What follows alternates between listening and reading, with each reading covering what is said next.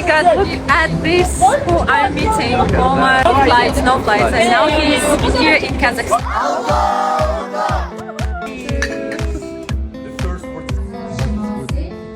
Hello, my dear guests. Today we are welcoming Omar.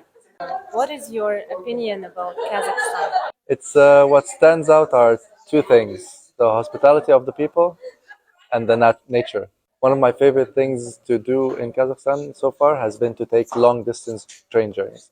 So I took 46 hours on a train, another 27, another 17. For me, it's one of my favorite things because you look at all the landscape of the country, and as well, being in third class, I'm always interacting with the Kazakhs. So I think it was the best way to meet as many Kazakhs and get to know because we're living together on the train basically for like a whole day.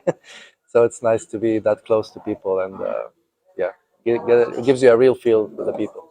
The whole day on the train passed by so quickly that I thought it was gonna take forever. Oh, long train, what's gonna happen, and so on. But no, it was really a very good, memorable time.